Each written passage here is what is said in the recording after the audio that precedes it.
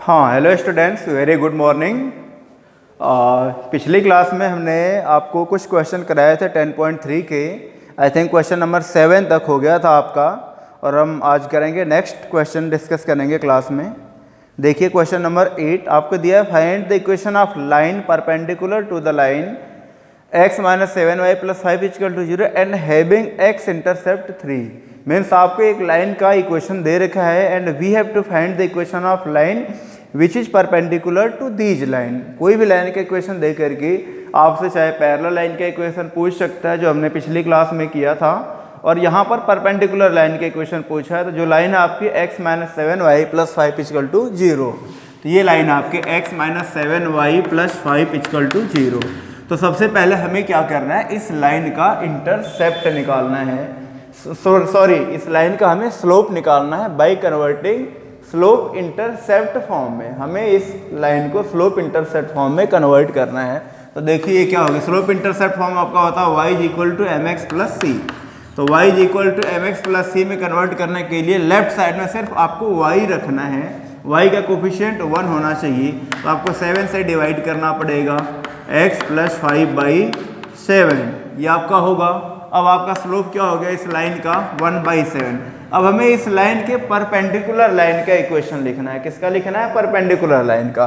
तो आप यहाँ पे लिखेंगे स्लोप ऑफ परपेंडिकुलर लाइन क्या होगा, -7, क्योंकि रेसिप्रोकल कर देंगे और अपोजिट साइड में आपको बताया हूँ। और ये लाइन किसी पॉइंट से पास कर रही है जिसका एट एक्स इंटरसेप्ट क्या है, 3। आपको ये दिया है x इंटरसेप्ट 3। ये लाइन किससे पास करे, कौन, ये नहीं, जिस लाइन का आपको इक्वेशन लिखना है, perpendicular line passing through x intercept 3। तो x इंटरसेप्ट अगर आपका 3 है तो वहाँ पे y क्या होगा, 0, और ये आपका स्लोप है और ये पासिंग पॉइंट है। Right the equation of line y minus y1 is equal to m x minus x1। x1 क्या है, 3, y is equal to minus 7x plus 21। आप x और y को एक तरफ कर लीजिए, 7x plus y is equal to 21। ये आपका रिक्वायर्ड इक्वेशन होगा। ये क्वेश्चन नंबर 8 है। अब हम बात करते हैं क्वेश्चन नंबर 9 की, find the angle between the line. ये देखिए जो क्वेश्चन नंबर 9 है, सेम इसी कंसेप्ट पर आगे एक क्वेश्चन आएगा, तो हम उसको करेंगे।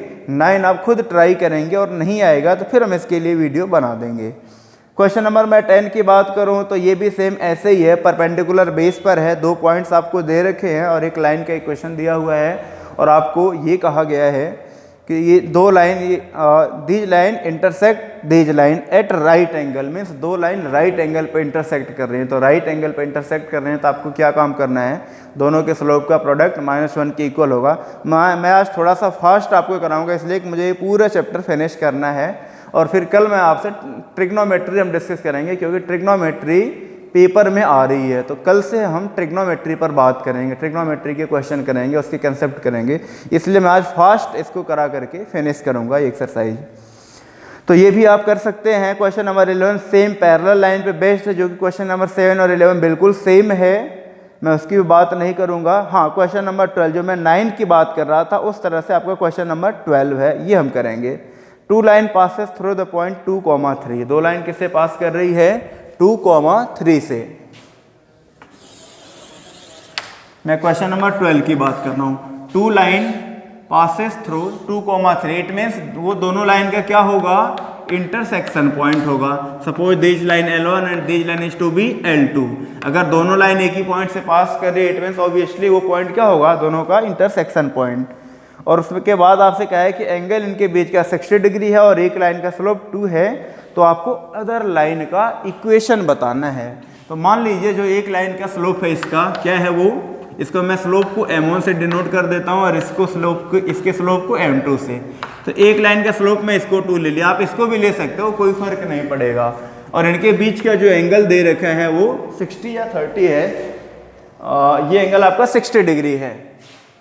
तो आपको अदर लाइन का इक्वेशन बताना है, में से जिसका स्लोप नहीं दिया है उसका इक्वेशन बताना है। अब आप ये देख लीजिए जैसे अगर अपने से L1 का इक्वेशन पूछता तो हमें कुछ करने की ज़रूरत नहीं थी, क्योंकि हमें L1 का स्लोप भी पता है और L1 की पासिंग पॉइंट भी पता है, तो हम इक्वेशन इजीली फाइंड आउट कर सकते हैं।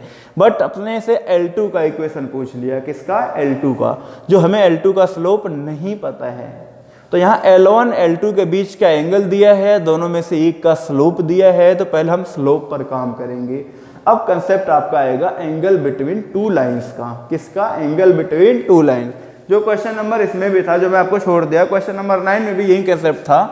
दो लाइन का इक्वेशन दिया है, इट मींस आपको दोनों का स्लोप दिया है, फिर दोनों के बीच में ये एंगल फाइंड आउट करना है। वो सिर्फ इतना ही था क्वेश्चन नंबर 9 में, इसलिए मैं उसको छोड़ दिया। तो सेम इसी कंसेप्ट पर है। तो एंगल बिटवीन टू लाइंस का ये फार्मूला होगा आपका tan theta is equal to m2 minus m1 upon 1 plus m1 m2। Mod में ये लगा देंगे आप, यही ना। अब आप यहाँ पे वैल्यू पुट कर लीजिए। थीटा की वैल्यू है क्या? 60 डिग्री, तो tan 60 ये हो जाएगा आपका m2, यहाँ पे आपको दिया नहीं है, निकालना है, माइनस m1 की जगह आप 2 रख दीजिए, 1 प्लस 2 m2। अब ये वैल्यू 60 की होती है √3, तो मैं इस साइड लिख लेता हूँ उसको, m2 minus 2 upon 1 plus 2 m2 is equal to √3। ये मोड में है। अब आप जानते हैं कि मोड को हटाएंगे तो इस साइड प्लस माइनस में आएगी वैल्यू, तो m2 minus 2 upon 1 plus 2 m2 is equal two plus minus √3। अब यहाँ से दो वैल्यू आएगी m2 की, एक बार प्लस साइन लेकर के और एक बार माइनस। तो यहाँ पे आप एक बार प्लस साइन ले लीजिए, तो m2 की वैल्यू क्या आएगी? m2 minus 2 upon 1 plus 2 m2 is equal to √3। Cross multiply कर लें, m2 minus 2 is equal to √3 plus 2 √3 m2। देखिए m2 और m2 को एक तरफ करना है अपने को, क्योंकि m2 की वैल्यू निकालनी है। m2 को जब एक तरफ करेंगे तो 2 √3 उधर जाएगा, तो माइनस में होगा m2 माइनस 2 √3 m2, और इस माइनस 2 को इस साइड ले आइए, तो क्या होगा?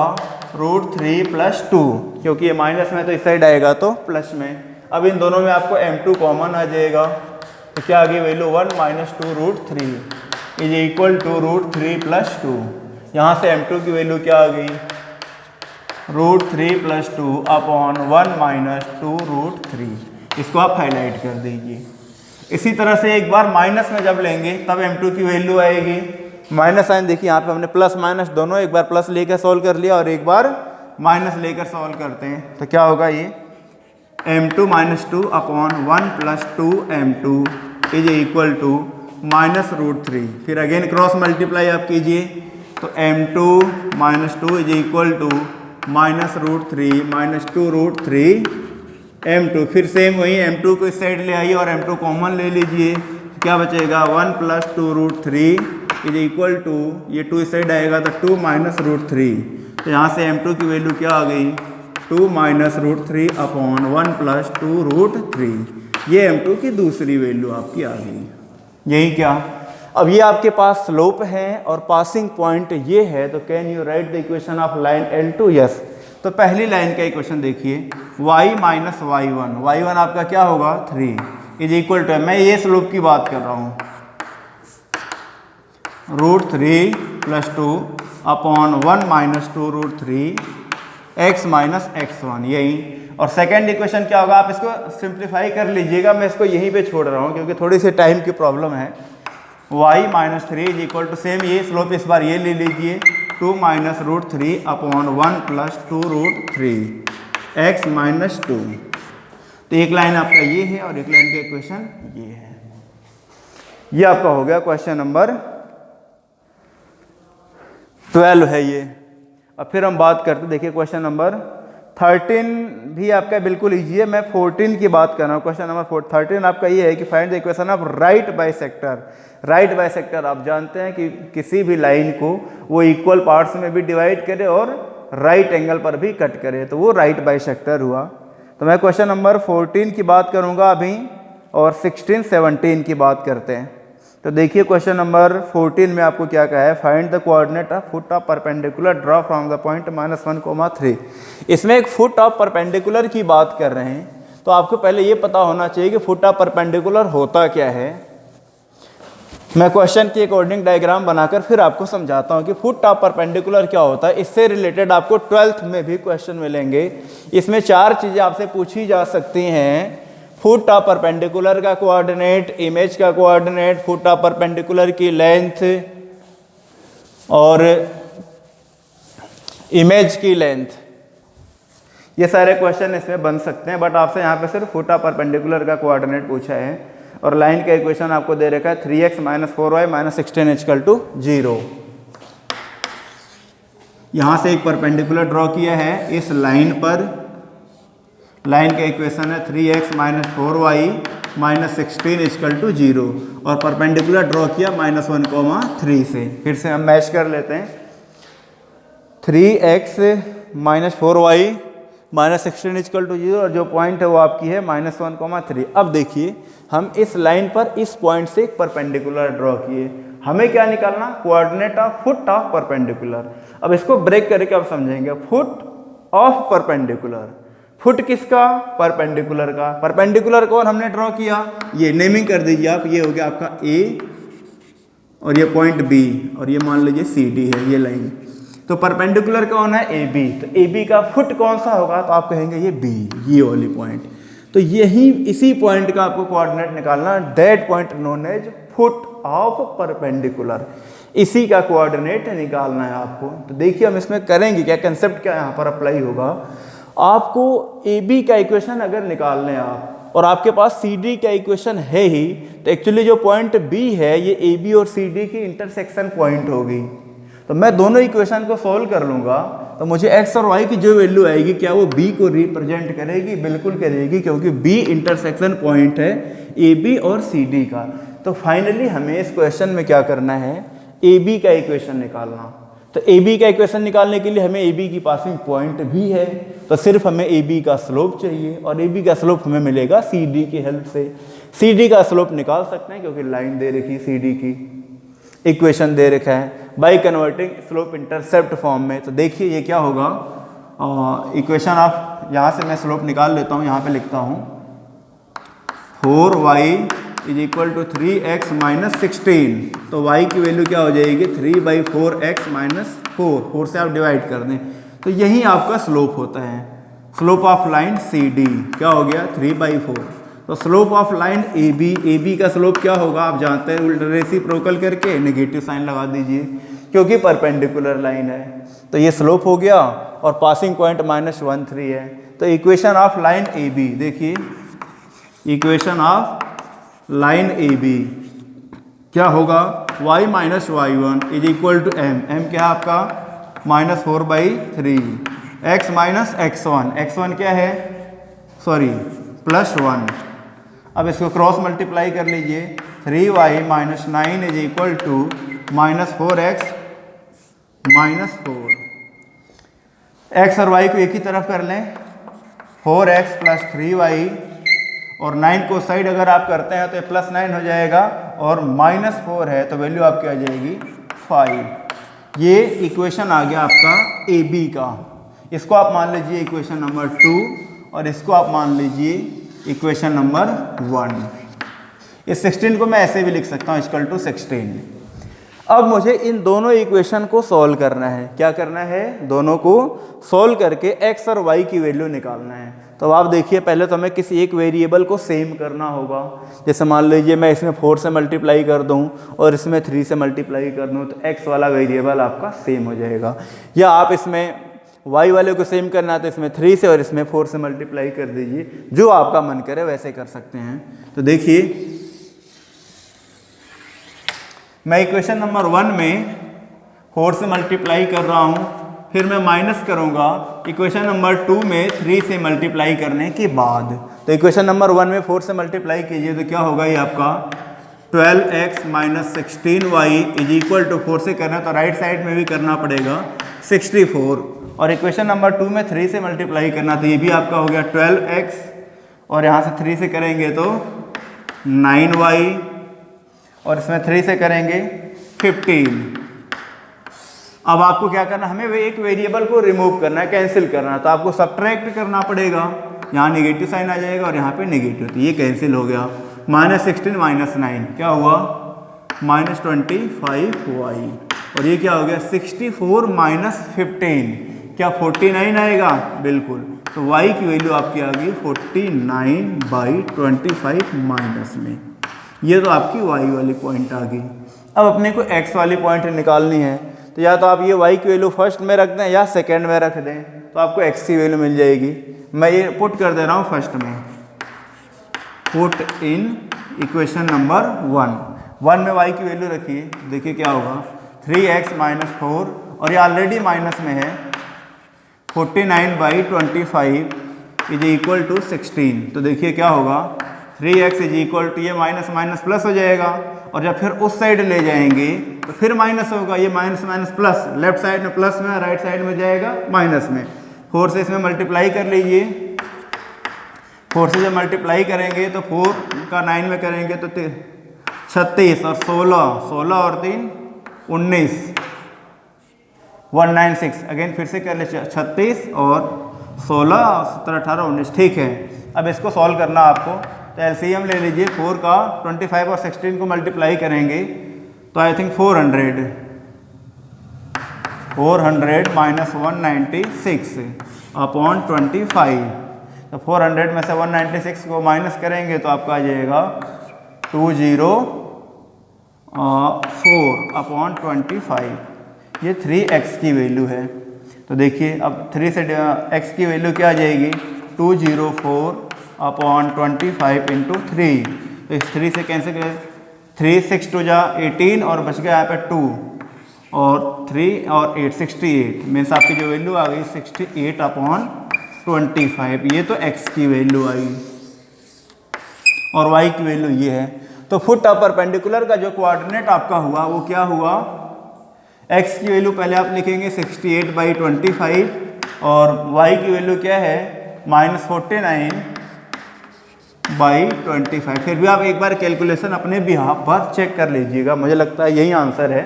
तो ये कोऑर्डिनेट आपका फुट ऑफ परपेंडिकुलर है।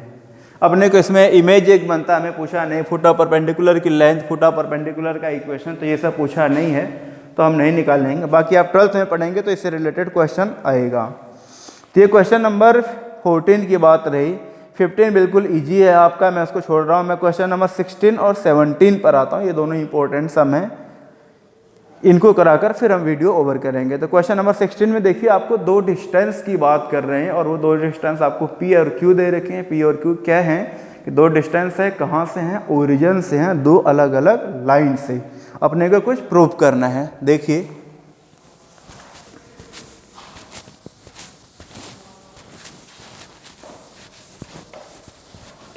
इसमें आपको P ओरिजिन से डिस्टेंस दे रखा है और Q भी ओरिजिन से दे रखा है, लेकिन दोनों के लिए लाइन अलग अलग दे रखा है। और आपको जो प्रूव करना है P² + 4Q² = K², ये दिया है। तो जो P है डिस्टेंस आपकी है ओरिजिन से, तो दोनों x cos θ - y sin θ = K cos 2θ। ये क्वेश्चन नंबर 15 है आई थिंक आपका, नहीं 16। ओरिजिन से आपके डिस्टेंस की बात कर रहे हैं। जो लाइन का इक्वेशन है ये P है आपका x cos θ - y sin θ = K cos 2θ। ये है क्या। सेकंड में आपको फिर ओरिजिन से डिस्टेंस दिया है और उस डिस्टेंस को Q से रिप्रेजेंट किया गया है, और जो लाइन है वो लाइन दूसरी है, और x sec θ + y cosec θ, x sec θ + y cosec θ = K। तो we have to prove that P² + 4Q² = K²। ये चीज अपने को प्रूव करनी है। वी हैव टू प्रूव, ये चीजें प्रूव करनी है। तो आप देखिए P परपेंडिकुलर डिस्टेंस है ओरिजिन से इस लाइन की, वैसे ही Q परपेंडिकुलर डिस्टेंस है ओरिजिन से इस लाइन की।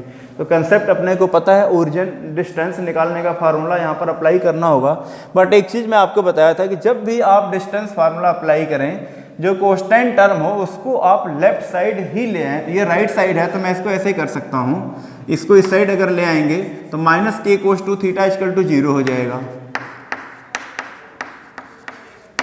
वैसे इसको भी आप ले आइए, माइनस के इक्वल टू 0, लेफ्ट साइड ला करके ही फार्मूला आपको लगाना है, ये बात आपको ध्यान रखनी है। तो देखिए पी की वैल्यू क्या होगी, आपको क्या करना है, नीचे एक्स और वाई के कंपोनेंट का स्क्वायर, ये मैग्नीट्यूड होगा लाइन का, कोस square theta plus sine square theta, और ऊपर मैं आपको बताया था बस ये x के जगह पे, ये y के जगह पे इसमें रख कर यहाँ तक कंप्लीट उतार लेना आपको।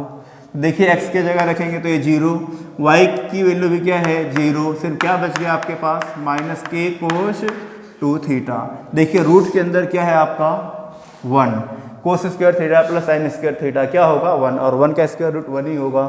ऊपर क्या बच गया सिर्फ माइनस के कोस 2 थीटा, वो भी मोड में है, तो ये वैल्यू क्या आ जाएगी प्लस के कोस 2 थीटा।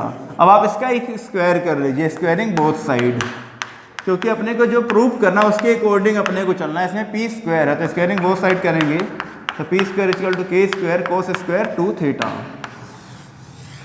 ये आपका इक्वेशन नंबर 1 हुआ।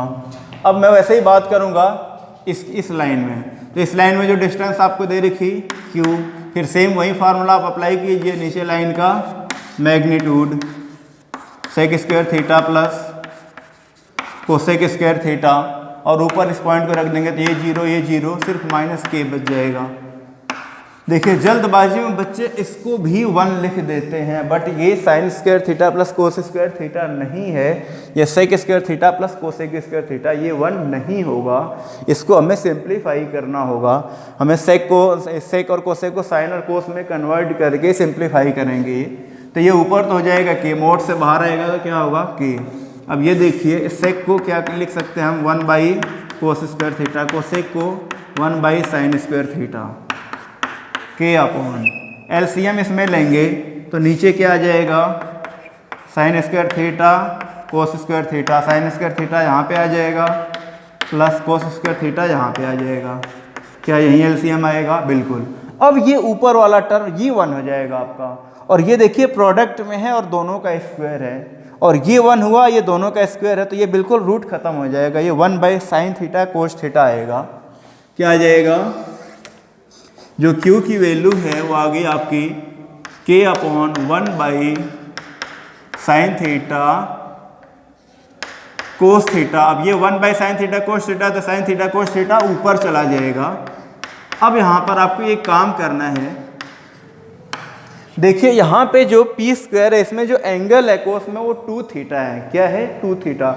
हमारी भी कोशिश ये रहेगी कि यहाँ पर भी एंगल 2 थीटा ही बने। तो एक फार्मूला बनते बनते रह गया, ये 2 साइन थीटा का, एक साइन 2 थीटा का फार्मूला होता है 2 sine theta cos theta, but इसमें 2 नहीं है, तो मैं पूरे इक्वेशन में 2 से मल्टीप्लाई कर लेता हूँ, मल्टीप्लाई बोथ साइड बाई 2, कि मैं 2 को यहाँ पे लिख देता हूँ, तो 2 साइन थीटा कोस थीटा। अब ये आपका बन जाएगा sine 2 theta, 2Q is equal to K sine 2 theta. अब स्क्वायरिंग बोथ साइड कर लीजिए, स्क्वायरिंग बोथ साइड, तो क्या हो गया 4Q square is equal to K square sine square 2 theta. ये आपका हो गया इक्वेशन नंबर 2। अब आप देखिए जो प्रूव करना है इसमें दोनों को ऐड किया गया, P square plus 4Q square, तो आप भी ऐड कर दीजिए 1 प्लस 2, इक्वेशन नंबर 1 प्लस 2। तो लेफ्ट साइड में क्या हो जाएगा P square plus 4Q square. Right side में देखिए K square cos square 2 theta, K square sine square 2 theta, K square आप कॉमन ले लेंगे, cos square 2 theta plus sine square 2 theta. अब ये वैल्यू आपकी हो जाएगी 1। क्या हुआ? P square plus 4Q square is equal to K square. यही आपको प्रूव करना है। देख लीजिए आप, ये एक बढ़िया क्वेश्चन है क्योंकि इसमें ट्रिग्नोमेट्री का भी कंसेप्ट यूज है स्ट्रेट लाइन के साथ साथ। तो जब भी क्वेश्चन में मोर देन 1 मैथ का यूज हो जाता है तो वो क्वेश्चन आपके इंपॉर्टेंट होते हैं। तो ये क्वेश्चन नंबर 16 है। अब मैं 17 की बात करता हूँ और ये आपका लास्ट होगा। 18 में भी सिर्फ ऐसा ही है, आपको ओरिजिन से डिस्टेंस आपको P दे रखी है और जो लाइन दे रखी है उस लाइन के बारे में इन्फॉर्म नहीं किया है, बस लाइन का इंटरसेप्ट दिया है। तो लाइन आप लिख सकते हैं x by a plus y by b equal to 1, जिसका इंटरसेप्ट A और B होता है। तो ये 18 आप कर लेंगे, मैं 17 आपको करा रहा हूँ।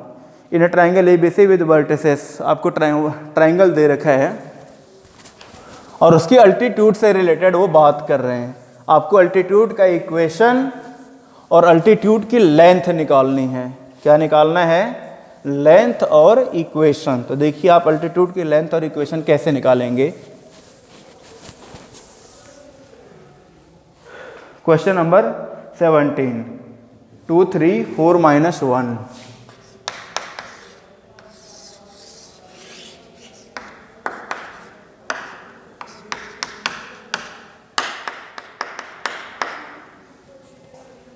और अगला कोऑर्डिनेट है आपका 1 2, और जो आपको वर्टेक्स ए से ड्रॉ किया जा रहा है अल्टीट्यूड, उसकी लेंथ आपको निकालनी है ये। और मान लीजिए पॉइंट आपका क्या है? डी। अब आपको ये ध्यान देने वाली बात है कि जो अल्टीट्यूड है वो BC को राइट एंगल पे कट करता है। क्या करता है? राइट एंगल पे। और मीडियन जो होती है वो इक्वल पार्ट्स में डिवाइड करती है। ये अल्टीट्यूड इसको इक्वल पार्ट्स में डिवाइड नहीं करेगा। कई बार बच्चे यहाँ पे कंफ्यूज हो जाते हैं कि ये जो D पॉइंट है B और C का मिड पॉइंट होगा। ऐसा नहीं होगा, ये मीडियन में होता है, अल्टीट्यूड में नहीं।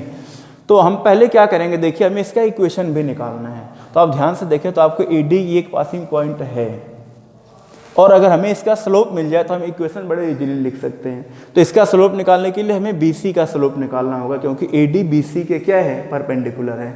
ये अल्टीट्यूड का कंसेप्ट होता है। तो मैं BC का स्लोप निकालूंगा। मैं इसको x1 y1 लेट कर लेता हूँ, और ये क्या है आपका?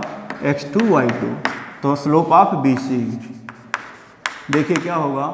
2 - 2 + 1 हो जाएगा। ऊपर y कोऑर्डिनेट का डिफरेंस, नीचे x कोऑर्डिनेट का डिफरेंस। 1 - 4 3/-3 क्या आ गया? -1। तो AD का स्लोप क्या होगा? आप अपोजिट साइन कर देंगे, और रेसिप्रोकल तो 1 का रेसिप्रोकल तो 1 ही होगा। तो AD का स्लोप क्या आ गया? 1। अब आप इक्वेशन लिख लीजिए। इक्वेशन ऑफ लाइन AD क्या होगा? y - y1। y1 क्या आपका? 3। ये अब इन दोनों में से नहीं रखना, हम AD का इक्वेशन लिख रहे हैं। तो ये आपके x1 y1 होंगे। तो y - 3 = m। m क्या है आपका? ये ध्यान रखना आप। AD का स्लोप 1, x - x1 2। सिंप्लीफाई कीजिए इसको, = x - 2, y - x, और ये -2 को इधर ले आइए तो ये -2 आ जाएगा +1। तो क्या आ गई वैल्यू? -1 = 0। या आप इनको ऐसे भी लिख सकते हैं, यार रहने दी, कोई दिक्कत नहीं। ये किसका इक्वेशन आ गया? AD का। अब आपको क्या करना है? एक तो इक्वेशन निकालना था, एक तो ये आंसर हो गया। अब एक AD की आपको लेंथ भी चाहिए। अब लेंथ निकालने के लिए अब यहाँ पे हम दो कंसेप्ट यूज कर सकते हैं। अब हम BC का भी इक्वेशन निकालने और AD का इक्वेशन अपने पास है ही, और दोनों का इंटरसेक्शन सॉल्व कर लें तब भी आ जाएगी। या आप ध्यान से अगर देखें तो एक्चुअली क्या है कि BC पर एक तरह से हम पॉइंट A से एक जो अल्टीट्यूड एक परपेंडिकुलर ही हमने ड्रॉ किया है। तो ये परपेंडिकुलर ड्रॉ किया है, तो एक तरह से मैं इस पॉइंट A से BC की लेंथ निकाल लूँ। क्या कर लूँ? पॉइंट A से BC की लेंथ निकाल लूँ। मैं जब BC की लेंथ निकाल लूँगा पॉइंट A से, तो वहीं अपने अल्टीट्यूड की लेंथ होगी, क्योंकि ये परपेंडिकुलर है पॉइंट A से लाइन BC पर। तो मैं क्या करता हूँ, उसके लिए पहले हमें BC का इक्वेशन निकालना होगा, क्योंकि हमें BC लाइन पर पॉइंट A से डिस्टेंस निकालनी। तो आपके पास BC का तो स्लोप ऑलरेडी है ही और पॉइंट भी है, तो आप इक्वेशन BC का निकाल लीजिए। इक्वेशन ऑफ लाइन BC क्या होगा? y - y1, x1 y1। अब ये देखिए, ये आप यूज करेंगे क्योंकि BC का इक्वेशन लिखने जा रहे हैं। तो y - y1, तो ये +1 हो जाएगा। और m BC का स्लोप देखिए कहाँ पे है? BC का स्लोप आपका ये है -1, और x - x1, x1 क्या हो जाएगा आपका? -4। इसको सिंप्लीफाई कीजिए, -x + 4, ये y + 1। अब देखिए क्या हो गया? ये x + y, और इस 4 को भी इस साइड ले आइए तो -3 = 0 हो जाएगा, क्योंकि डिस्टेंस को हमें लेफ्ट साइड ही रखनी है डिस्टेंस निकालते वक्त। ये हो गया आपका लाइन का इक्वेशन। अब डिस्टेंस कहाँ से निकालनी? 2 3 से। कहाँ से? 2 3 से। तो जो डिस्टेंस का फार्मूला होता है, मैं बताया था आपको, नीचे तो लाइन का मैग्नीट्यूड आ जाएगा। तो x और y के कोफिशिएंट 1 1 है, तो 1 का स्क्वायर 1, और ऊपर मोड में बस इस पॉइंट को यहाँ पर पुट कर देंगे। तो देखिए 2 + 3 -3, ये 3 से 3 कैंसिल, क्या हुआ? 2/√2।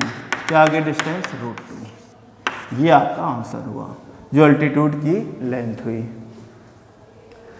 बस यहाँ तक ये फिनिश करते हैं, और कल हम बात करेंगे ट्रिग्नोमेट्री के। मैं कुछ क्वेश्चन को यहाँ पर छोड़ दिया हूँ, वो आप खुद ट्राई करेंगे और देखेंगे। अगर आपको प्रॉब्लम होगी तो फिर हम उसके लिए एक वीडियो बना देंगे और बाकी आप इसकी प्रैक्टिस करेंगे। और कल ट्रिग्नोमेट्री की बात होगी, क्योंकि ट्रिग्नोमेट्री आपके पेपर में आ रही है, इसलिए थैंक यू।